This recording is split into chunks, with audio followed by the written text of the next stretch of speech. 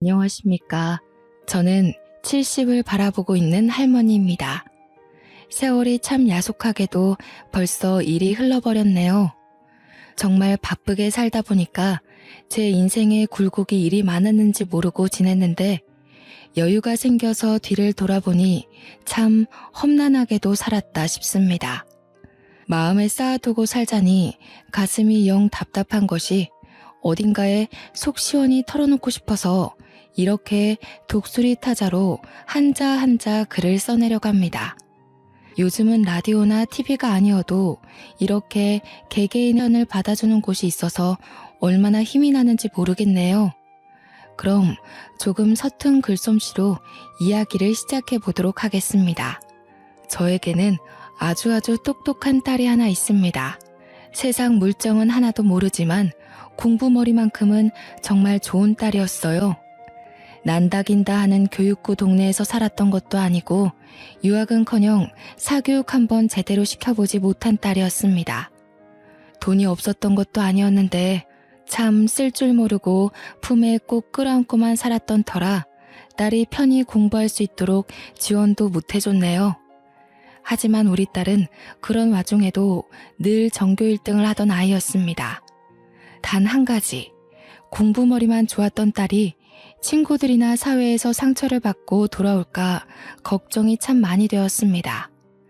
성격 자체가 조금 소심하기도 하고 은둔형인 딸은 친구도 별로 없고 공부를 제외한 다른 일에 똑부러지게 행동하지 못했거든요. 당연히 나이가 차도록 연애 한번 못해보고 살았습니다. 우리 딸은 대한민국에서 내노라 하는 명문대학을 장학금까지 받으면서 다녔습니다. 학비 지원 하나 못해줄 형편도 아니었지만 정말 코피를 쏟아가면서 열심히 공부를 해서 이뤄낸 성과였죠. 하지만 학교에서도 친구 하나 없이 지내는 것 같았습니다. 이야기를 들어보면 친구들과 술을 마신다던가 밥을 먹었다는 소리 하나 없이 매일같이 도서관에서 몇 시간을 공부했다는 이야기뿐이었거든요. 그런 우리 딸이 취업 하나는 또 기가 막히게 했습니다. 외국 계열의 제약회사 연구원으로 들어가서 일을 하게 되었거든요. 신약 개발에 투입되어 성공적인 결과를 낸 덕분에 성과금도 엄청 많이 받고 나이는 어리지만 능력 또한 인정받게 되었습니다. 이 회사도 저 회사도 딸에게 언제든지 넘어오라며 연봉을 원하는 만큼 맞춰줄 수 있다고 했습니다. 딸은 신약 개발을 하는 것도 좋지만 하고 싶은 공부를 마음껏 할 수 있는 지금 회사가 참으로 마음에 든다고 했죠. 어릴 때부터 뚝심 있게 공부를 하더니 커서도 공부에 매진하는 모습이 참 한편으로는 예쁘면서도 걱정이 되기도 했습니다. 점점 나이는 30대에 가까워지는데 우리 딸은 연애 한번 못 해봤으니까요. 남편과 저는 남몰래 선짜리라도 주선해야 하나 걱정이 참 많았답니다. 도통 남자에 관심이 없으니 혹시나 취향이 조금 남다른가 하는 생각도 했습니다. 남편은 술을 진탕 먹고 한번 물어보자고 열린 마음으로 받아줄 수 있다는 이야기까지 했습니다만 저는 아닐 거라 굳게 믿었죠. 하루는 남편이 혹시나 싶어 넌지시 물어보니 딸이 기겁을 하면서 아직 남자를 만나고 싶은 마음이 없었을 뿐이라고 단칼에 의심을 잘라냈습니다. 그 뒤로는 정말 남편과 저는 매일같이 기도를 드리며 딸에게 좋은 짝지가 나타나길 기다렸어요. 하지만 하늘도 무심하시지. 그런 기도가 무색하게 남편이 큰 병을 얻고 말았습니다. 남편이 췌장암에 걸리고 말았어요. 췌장암이라는 게 증상이 워낙 늦게 나타나기도 하고 쉽게 알아차리기 어려운 곳에 자리를 잡다 보니 항암 치료도 이미 늦은 단계에서 발견이 되었습니다. 저는 정말 좌절했고 딸아이 또한 한동안 충격에 쌓여 헤어나오질 못하는 수준이었습니다. 남편만 덤덤하게 제 손을 잡고 임자, 이제 내가 가려나 봐. 우리 딸 꼭 좋은 자리에 시집 보내고 내가 손 못 잡아줘서 미안해 하며 눈을 감았습니다. 딸과 저는 부둥켜 안고 얼마나 울었는지 모르겠어요. 화장터에 도착해서 남편을 태우는데도 이게 꿈인지 생시인지 구별이 가지 않을 만큼 현실감이 없었습니다. 정막이 쌓인 집에서 저는 남편의 온기를 찾아 며칠을 헤매곤 했습니다. 딸은 그런 저를 일으켜 세워준 하나뿐인 가족이었습니다. 남편이 죽고 나서 딸은 더욱 연구에 매진하기 시작했어요. 집에 돌아오지 않는 날이 적지 않을 만큼 회사 연구실에서 먹고 자며 일을 했습니다. 그 이유는 췌장암을 빨리 알아차릴 수 있는 검진 키트를 만들고 싶어서였습니다. 저는 그런 우리 딸의 마음을 너무나도 잘 알기에 말리지 못했습니다. 그렇게라도 해서 아버지의 마지막을 곱게 마무리하고 싶었기 때문일 테니까요. 다행히도 남편은 저에게 마지막 선물처럼 보험금을 남겨주고 떠났습니다. 처음에 보험회사에서 금액을 듣고 통장을 수령했을 때는 선물이라고 생각했는데 시간이 흐르고 나니 짐덩이 같더군요. 남편의 목숨값인데 이걸 어떻게 쓰나 싶어서 그랬습니다. 그렇게 딸과 저는 서로를 의지하며 점차 마음의 안정을 찾았고 처음에는 온기가 사라진 집에 슴슴한 온기를 불어넣었습니다. 몇 년의 세월이 더 흐르고 딸아이가 35살이 되었을 때 비로소 저에게 결혼을 하고 싶다며 남자를 소개시켜 주었습니다. 저는 정말 깜짝 놀라고 말았죠. 매일같이 회사 일에만 매진하던 딸이 어느 세월에 연애를 해서 결혼 이야기를 하는지 저는 꿈에도 눈치채지 못하고 있었거든요. 저는 무척이나 긴장하며 예비 사위를 기다렸습니다. 진중하고 소심한 우리 딸이 어떤 남자를 내 눈앞에 데려올까 너무너무 궁금해서 그 전날엔 잠도 제대로 들지 못할 정도였습니다. 그렇게 딸이 데려온 남자의 첫인상은 다시 생각해도 참 별로였습니다. 생긴 게 너무 반질반질해서 뭐랄까 좋게 말하면 진하게 잘생긴 얼굴이었지만 나쁘게 말하면 카바레에 있을 법한 제비처럼 생긴 얼굴이었습니다. 생긴 걸로 판단하면 안 된다고 하지만 첫인상부터 편견을 가지게 만드는 그런 외모였습니다. 옷도 단정치 못하고 조금 과하게 삐까뻔쩍한 반질반질한 실크 셔츠 같은 걸 입었는데 색도 어찌나 화려한지 정말 딱 보기에 딸과 어울리지 않았죠. 공부밖에 모르고 살았던 우리 딸과는 결이 다른 모습이랄까요? 저는 무척이나 걱정이 되었습니다. 딸의 눈이 정말 하트로 변해 있는 게 멀리서 봐도 느껴지는 정도였는데 예비 사위에게서 그런 느낌이 전혀 나지 않았거든요. 저는 조심스레 두 사람의 만남이 어디서부터 시작된 건지 슬쩍 물어보았습니다. 그러자 딸이 아주 수줍어하면서 이야기를 하는데 예비 사위가 무명 생활이 조금 긴 모델이라고 하더라고요. 연구원인 딸과는 전혀 접점이 없는 직업이라 저는 예비 사위가 사기꾼 같다는 생각을 지울 수가 없었습니다. 그러면서 딸이 저에게 몇 년 전에 만들었던 신약이 풀리면서 예비 사위가 지명 광고의 모델로 발탁이 되었고 촬영장에 놀러 갔다가 인연이 닿았다고 했습니다. 제가 유명한 모델이냐고 되물으니 그건 아니라고 손사래를 치더군요. 지명 광고라는 것도 TV나 그런 곳에 나오는 게 아니라 신문 광고에 작게 얼굴이 실리는 수준이라고 했습니다. 그러니까 전혀 유명세와는 거리가 멀고 돈도 제대로 벌 수 있는 사람인지 의심이 가는 수준이었다는 말입니다. 제가 딸에게 슬쩍 모델 일을 하면 벌이가 되나 하고 떠보니 딸이 웃으면서 돈은 자기가 잘 버는데 뭐가 문제냐고 하더라고요. 제 속이 콱 막힌 듯한 기분이 들었지만 남편이 죽고 최근 몇 년 동안 딸이 이리 환히 웃는 모습을 본 적이 없었기에 목구멍에서 말이 막히더라고요. 그냥 예비 사위가 매너가 좋고 연애에 대해 전혀 모르는 쑥맥인 딸을 잘 이끌어주는 사람이라고 했습니다.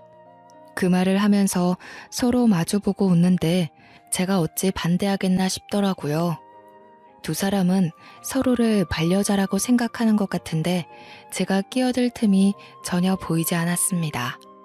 딸은 자기가 연애를 안 해봐서 연애에 대해 잘 모르는 부분을 예비 사위가 잘 알려준다고 이야기를 덧붙였습니다. 저는 속으로 생각했죠. 연애에 뭘 알려줄 게 있나? 그냥 마음 가는 대로 살면 되지. 라고요. 둘이 결혼을 하겠다고 했으니 저도 심도 깊은 질문들을 이어갔습니다. 부모님은 뭘 하시는지, 학교는 어디까지 나왔는지. 그런데 그 질문조차 딸이 계속 가로채더라고요. 저는 답답했지만 오죽 좋으면 저러나 싶었습니다. 한 가지 마음에 걸리는 게 신약 제품 광고를 찍다가 알게 된 사이라고 했는데 그 신약이 개발은 몇 년 전에 되었지만 임상 실험을 계속 거치면서 유통까지는 시간이 꽤 흐른 뒤에 됐거든요. 그러니까 한마디로 시중에 그 제품이 풀린 지 몇 개월 안 됐다는 말입니다. 그래서 정확한 연애 기간이 얼마나 되었는가 하고 물어보니 딱 3개월 됐다고 하더라고요. 그래서 이때다 싶어서 제가 말을 했죠. 고작 3개월 만났는데 벌써부터 결혼 이야기를 하고 있냐고요. 선자리에서 만나 서로의 조건을 보고 결혼을 하는 것도 아니고 연애 결혼인데 3개월 만에 하는 건 아닌 것 같다고 했습니다. 그러자 딸이 울상을 하면서 이 사람이 아니면 자기 평생 결혼 못할 것 같다고 저한테 애원을 하더군요. 하지만 저는 의견을 굽힐 생각이 없었습니다. 제가 조금 더 고민을 해보자 아직은 시기가 이르다. 적어도 1년은 만나봐야지 않겠니 했더니 예비 사위가 저한테 웃으면서 자신 있게 이야기를 했습니다. 장모님, 걱정하지 마세요. 제가 내조를 잘할게요. 라고요. 내조라니 정말 제 딸의 고생길이 훤히 열리는 듯한 느낌이 들었습니다. 그 만남 이후로 저는 머리를 싸매고 누웠습니다. 결혼 결사 반대를 외치면서 말이죠. 하지만 우리 딸도 고집이 만만치 않은 녀석이거든요. 제 아비를 닮아서 그런 건지 한번 뚝심 있게 마음을 정하면 절대로 뒤를 돌아보지 않는 성격이다 이 말입니다. 딸도 저와 같이 드러 누워버렸습니다. 밥도 먹지 않고 꼼짝도 않고 결혼하겠다고 저에게 소리 없는 아우성을 치기 시작한 거죠. 그런데 예비 사위가 지극정성으로 딸을 챙기기 시작하는 겁니다. 수시로 집에 찾아와서 먹지 않겠다는 딸을 달래 죽을 한 숟갈이라도 떠먹이고 제 눈치를 보면서 딸의 수발을 들었습니다. 그러다 저를 먼저 꼬셔야겠다고 생각했는지 제 몫의 죽까지 사와서 제 앞에서 알랑방구를 끼더군요. 아주 지극정성으로 우리 모녀를 살피는데 제가 어찌 그 둘의 만남을 갈라놓을 수 있을까 참 고민이 많이 들었습니다. 결혼을 시켜달라며 커피도 타다 주고 쌍화탕도 타다 주고 제가 집을 드나드는 것을 가지고 잔소리를 하지 않자 살림까지 손을 대더군요. 야무지게 빨래도 해놔 청소도 해놔 밥까지 차려놓고 우리 모녀를 식탁에 앉게 만들었습니다. 내조를 잘하겠다고 하더니 살림을 저보다 더 잘하는 것 같더라고요. 언제까지 굶으면서 싸울 수 없으니 대충 지켜보겠다는 심산으로 냅뒀습니다. 그래도 예비 사위가 영 백수는 아닌지 작은 광고 같은 건 꽤 찍는 것 같더라고요. 요즘은 인터넷으로도 홈쇼핑처럼 무슨 라이브 쇼핑이라고 해서 큼지막한 쇼핑몰에서 실시간으로 진행하는 그런 것들이 있다고 하대요. 그런데 쇼호스트로 출연해서 돈을 번다고 했습니다. 인터넷 창 옆에 나오는 광고 같은 것도 꽤 찍는 것 같았고요. 수입이 적을 때도 있지만 그래도 200만 원 정도는 벌어들인다고 했습니다. 우리 딸 월급과 비교하면 정말 소액이긴 하지만 그래도 둘이 좋다고 하니까 제 마음도 슬슬 딸의 의견 쪽으로 기울고 있었습니다.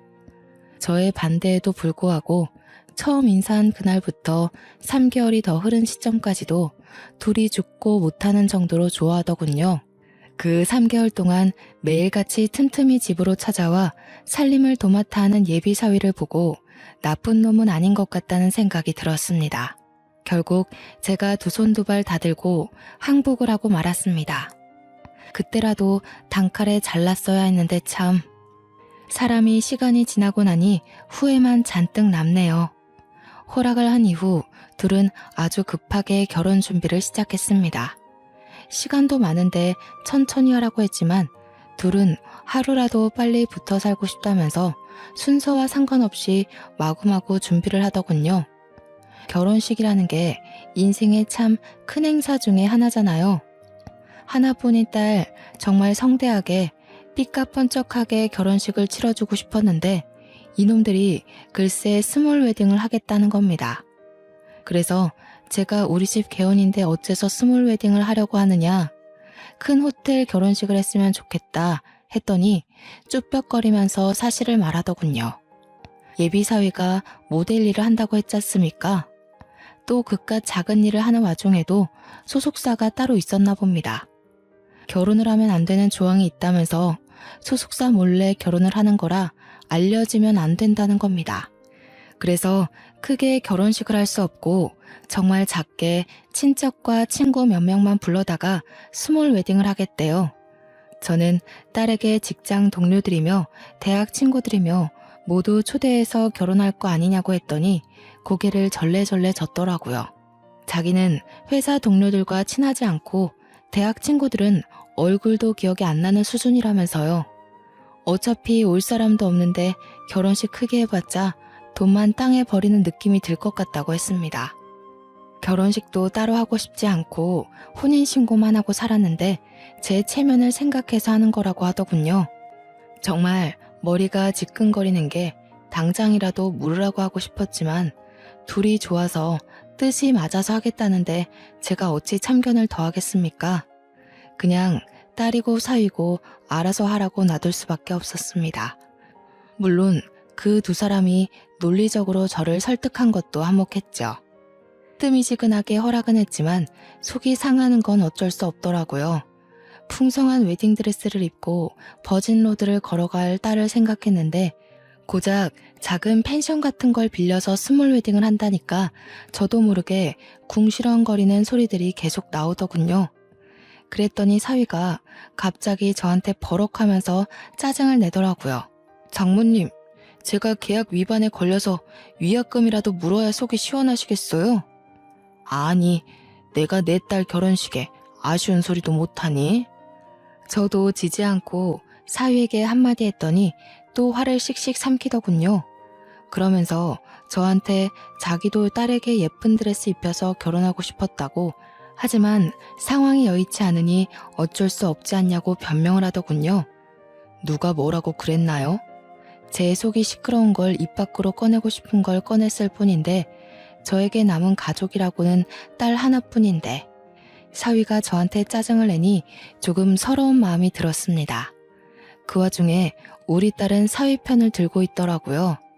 지들끼리 알아서 이야기 다 끝냈는데 계속 궁시렁거리면 지들 속은 어떻겠냐고 하면서요.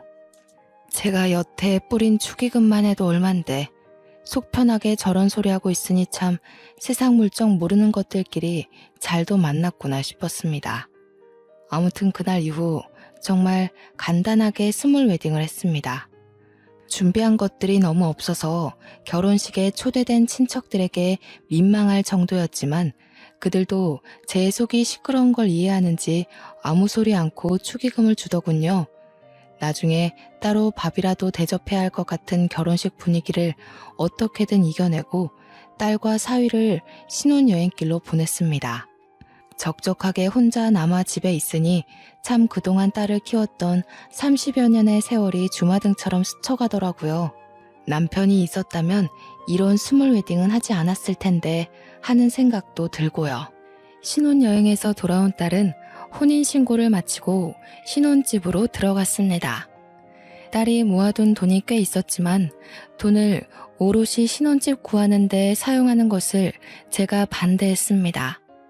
딸이 얼마나 힘들게 고생해서 번 돈인지 잘 알고 있었고 괜히 사위는 뭣도 해오지 않는 마당에 딸 혼자서 그 큰 집값을 감당해야 할 필요를 못 느꼈기 때문이었습니다.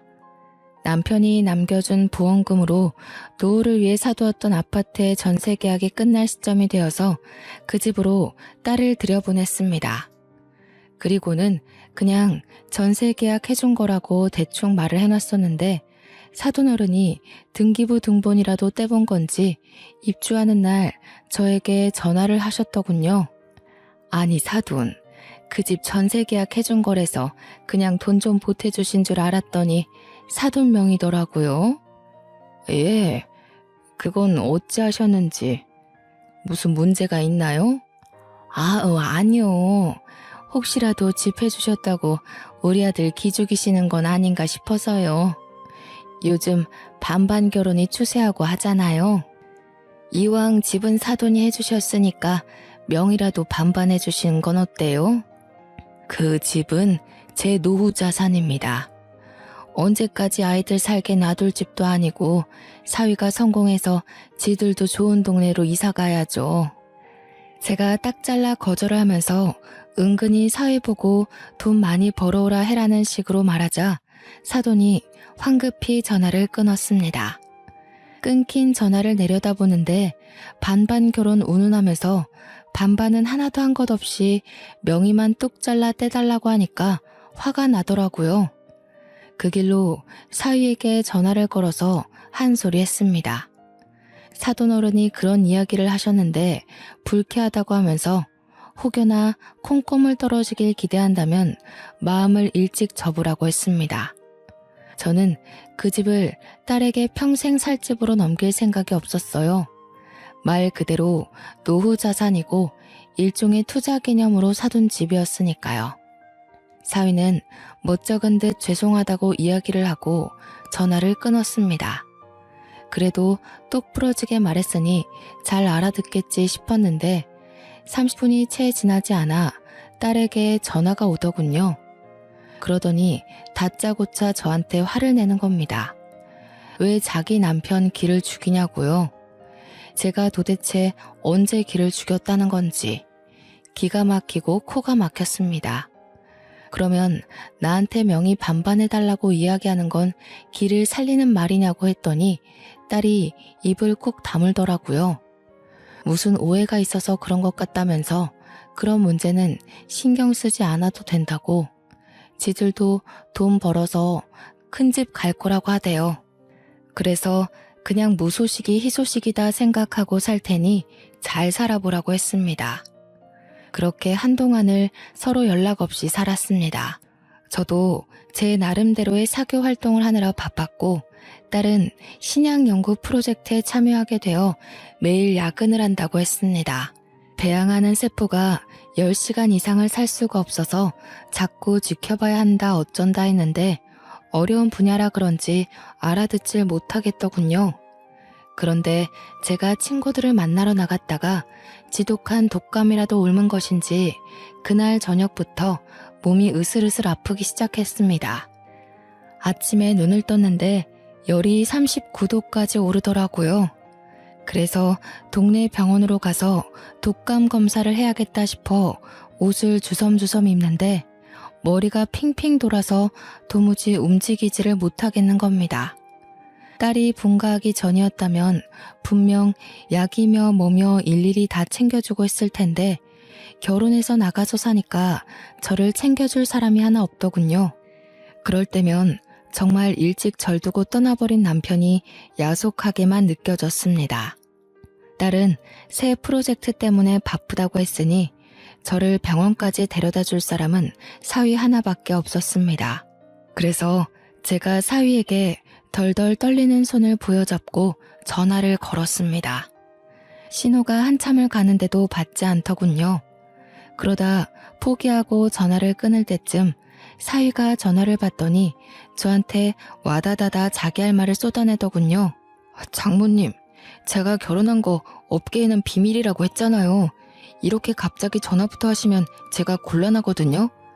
제가 결혼한 거 절대로 들키면 안 되니까 앞으로 먼저 전화하지 마세요. 아니 이서방, 지금 그게 나한테 할 소리인가? 용건이 있으시면 문자 메시지 남겨두시면 되잖아요. 그럼 제가 틈날 때 전화를 드릴게요. 제가 위약금 물게 되면 그거 장모님이 내주실 거예요? 아니잖아요. 저 지금 촬영 들어가야 하거든요. 나중에 다시 이야기해요. 그러더니 전화를 뚝 끊어버리는 게 아니겠어요. 아픈 와중에도 제 할 말은 하겠다고 서운한 티를 팍팍 내는데 사위는 한숨을 내쉬면서 바쁘다고 끊어버렸습니다. 잘 나가는 모델이면 또 몰라도 고작 인터넷 광고 몇 개 찍은 걸로 저런 생색을 내니 어이가 없을 뿐이었죠.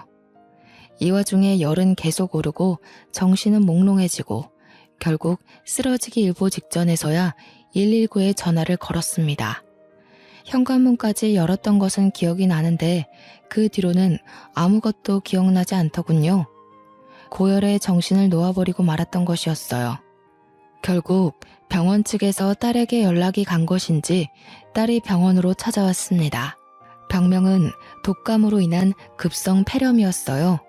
딸은 제가 눈을 뜨자마자 저한테 한다는 소리가 미련하게 왜 집에서 아픈 걸 참고 있냐며 진즉 병원을 왔어야지 하는 겁니다.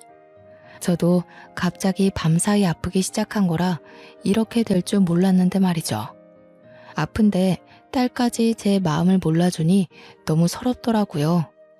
그러면서 전화는 왜 안 했냐고 하는데 제가 눈물을 뚝뚝 흘리면서 사위에게 전화를 했다고 했습니다. 딸이 바쁜 거 아니까 사위에게 전화를 했는데 매몰차게 전화하지 말라 했다고 하니 딸이 당황하더군요. 그러더니 저한테 요즘 사위가 일이 밀려 들어와서 많이 바쁘다고 앞으로는 지한테 하라고 하더이다. 제 생각엔 백수나 다름없는 사위놈인데 그깟 거 몇 개 했다고 웃새는 꼴이라니. 딸이 변명을 하듯 요즘 일이 많이 들어온다면서 오늘도 오디션 보러 갔다고 했습니다. 딸 말대로라면 제 사위는 왜 TV에는 코빼기도 안 비치는 걸까요? 자랑도 엄청나게 했을 법한데 조용한 걸 보면 오디션 보는 족족 떨어지는 건 아닐까요? 병원에서 꼬박 3일을 입원해 있는 동안 사위놈은 얼굴 한 번 안 비쳤습니다. 태어나는 날에도 딸 혼자 왔길래 사위는 어쩌고 너 혼자 왔냐고 전화해서 데리러 오라고 말하라 했습니다. 그러자 딸이 우물쭈물하면서 전화기를 꺼내지도 않더군요.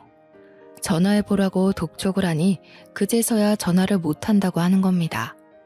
제가 왜 전화도 못하냐고 물어보니 위약금 물면 어떻게 하냐고 실없는 소리를 하는 겁니다. 자기랑 결혼한 걸 다른 사람들은 모르지 않겠냐고 웃으면서 이야기를 하는데 정말 머리 한 쥐어받고 싶었습니다. 그게 무슨 속 편한 소리입니까? 도대체 주위에서 딸과 결혼한 것도 모르는 채 이렇게 살고 있다는 게 정상적인 부부 관계입니까? 그래서 제가 혹시 이 서방 바람이라도 피는 거 아니냐고 하니 딸이 저한테 버럭했거든요. 그런 소리 하지 말라고 하는데 당연히 아니길 바라면서도 제 속이 찜찜한 건 어쩔 수 없었습니다. 제 속이 불타는 느낌이라 결국 참지 못하고 주말에 제가 딸의 집으로 찾아갔습니다. 배를 벅벅 긁으면서 사유가 문을 열어주길래 다짜고짜 들어가 앉아서 이야기 좀 하자고 했습니다.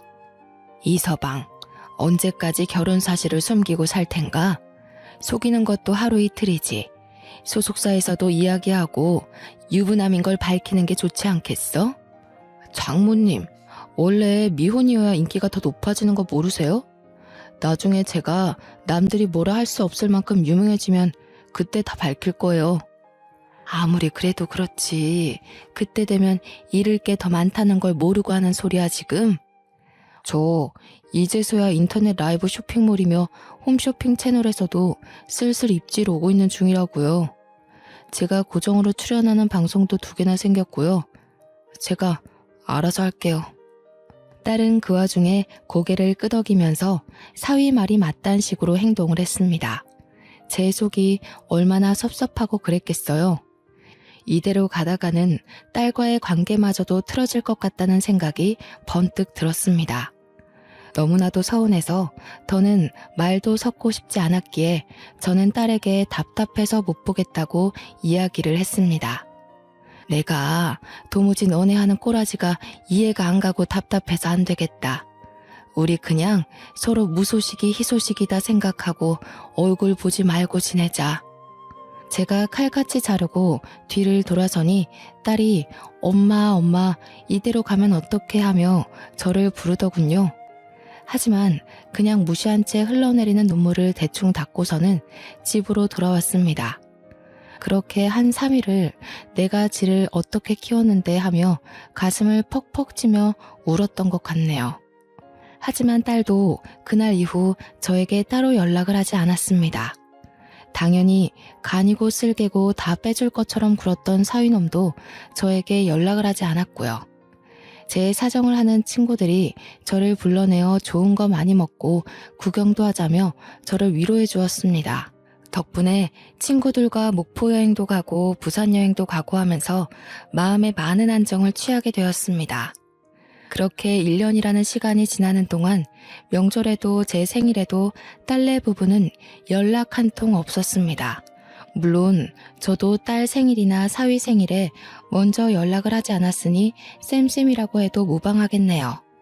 찾아오지도 않고 그 흔한 문자 한 통 없으니 가슴이 아리고 쓰리고 했지만 없는 셈 치고 살자고 마음을 먹었습니다. 간간히 그리운 마음도 들었지만 연락해봐야 제 속만 아프지 않겠습니까? 걷어낼 수 있을 때에는 가차없이 걷어놔야겠지요. 1년이 지난 어느 날 무심코 일일 드라마를 보다가 TV 채널을 돌렸는데 사위가 광고에 떡하니 나오지 않겠습니까? 보니까 무슨 노래 경영 프로그램 광고였는데 거기에 출연을 하는 모양인지 사위 얼굴이 떡하니 잡히더군요. 약간 반가운 마음도 들고 그래서 이제는 TV에 나올 만큼 성공했구나 싶어서 용기를 내어 딸에게 전화를 걸었습니다. 그런데 딸이 제 전화를 받지 않더군요. 일이 많이 바쁜가 싶어서 부재중 연락이 온 것을 보면 저에게 연락을 하겠지 싶어서 기다렸습니다. 하지만 밤 12시가 되도록 딸에게 연락이 없었습니다.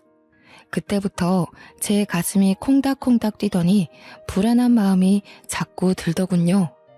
그래서 늦은 밤이지만 사위에게 연락을 해봐야겠다 싶어서 전화를 걸었습니다. 금방 사위가 받아서 여보세요 하길래 나일세 하고 받았더니 누구세요? 이러는 게 아니겠습니까? 제 번호도 저장을 안 해둔 건지 아니면 지워버린 건지 제가 누군지 모르는 눈치였습니다. 제가 한숨을 푹 쉬면서 자네 장모일세 하니까 갑자기 목소리가 싹 바뀌더니 왜 전화하셨어요? 하고 되묻더라고요. 자네 TV 광고에 나온 거 보고 전화했네. 이제는 TV에도 나오고 돈은 좀 벌었는가? 자네가 그렇게 말하던 유명한 사람이 되었으니 이제 우리 딸이랑 결혼한 것도 다 밝혔나 싶어서 전화해봤네. 그러니 사위가 나지막하게 작은 목소리로 저에게 대꾸를 했습니다. 제가 미쳤어요? 결혼했다고 이야기를 하고 다니게? 그건 그렇고 딸이랑 연락도 한 통 안 하고 사시나 봐요, 여전히? 그게 무슨 소린가 자네. 뚱딴지 같은 소리를 하고 있어. 같이 사니까 잘 알 거 아닌가. 지난 1년 동안 서로 연락은커녕 얼굴도 안 보고 살았다는 걸. 모르셨어요? 저희 별거 한 지 꽤 됐는데. 그러더니 저한테 딸한테 이야기 마저 들으세요 하고 전화를 뚝 끊어버리는 게 아니겠어요? 밤 12시고 나발이고 너무 놀라서 저는 딸의 집으로 찾아갔습니다. 별거 중이라니 도대체 그동안 무슨 일이 있었던 건지 딸의 얼굴을 직접 보고 이야기를 들어야 속이 시원할 것 같았습니다. 그런데 배를 한참 누르자 현관문을 열고 떡하니 나오는 것이 딸이 아니라 사위이지 뭡니까? 제가 너무 놀라서 자네가 왜 여기서 나와? 하고 물어보니 어리둥절한 얼굴로 왜요? 하고 묻는 겁니다. 왜요? 아니 우리 딸 집에서 왜 자네가 나오냐니까. 별거 중이라며. 짐 싸서 나간 게 장모님 딸이에요. 이게 말이나 되는 소린가 지금? 내 명의의 집인데 내 딸이 나간다는 게. 우리를 얼마나 우습게 알았으면 이런 파렴치한 짓을 꾸며? 당장 짐 싸서 나가게. 제가 소리를 버럭버럭 지르면서 화를 내자 사위의 얼굴이 약간 구겨졌어요. 그런데 그 뒤에서 어떤 여자가 갑자기 자기야 누구야? 하는 소리로 사위에게 말을 거는 거 아니겠어요. 저는 놀래서 눈이 동그랗게 변했고 사위는 골치 아픈 일이 생겼다는 얼굴로 뒤를 돌아봤습니다. 자기야? 이 미친놈이 바람까지 피고 앉았어? 내 집에서 상간녀랑 함께 지내고 있단 말이야? 내가 누군지 궁금하쇼? 내가 이 버러지 같은 놈 장모 되는 사람이요. 장모요? 무슨 소리야 자기야? 자기 유부남이었어? 여자친구 없다며. 그러자 사위가 막 횡설수설하면서 변명을 시작하는데 듣기에도 말도 안 되는 말들만 내뱉고 있었습니다. 상간녀가 씩씩거리면서 사위의 뺨을 확 내리치는데 얼굴이 돌아갈 정도로 세게 때리더라고요. 그러자 사위가 씩씩거리면서 상간녀에게 내일 촬영 있는데 얼굴을 때리면 어떡해 이러면서 둘이 싸우기 시작하는 겁니다. 둘이 서로 욕을 내뱉으면서 네가 괜히 내가 괜히 하면서 싸우는데 머리가 지끈거리더군요. 도대체 우리 딸은 어디서 뭘 하고 있는지 걱정도 되고요. 둘 다 시끄러워. 싸우려면 내 집에서 나가서 싸워. 내일 날 밝자마자 짐차 불러서 짐 빼게. 그러자 사위가 장모님 오해해요 하면서 갑자기 제 바지가랑이를 붙들고 이야기를 하는데 상간녀라는 여자는 저한테 유부남인 거 진짜 몰랐다고 하면서 도망을 가려고 하더군요. 그 타이밍에 딸에게 전화가 걸려왔어요. 엄마 무슨 일 있어요? 너무 오랜만이죠. 하길래 당장 너 살던 집으로 돌아오라고 하니 말이 없더군요. 사위 이야기 다 들었으니 당장 오라고 하니 20분도 안 되어서 딸아이가 집으로 왔습니다. 둘이 살던 집 근처 원룸을 얻어서 나가 있었다고 하더군요. 이 모질이야.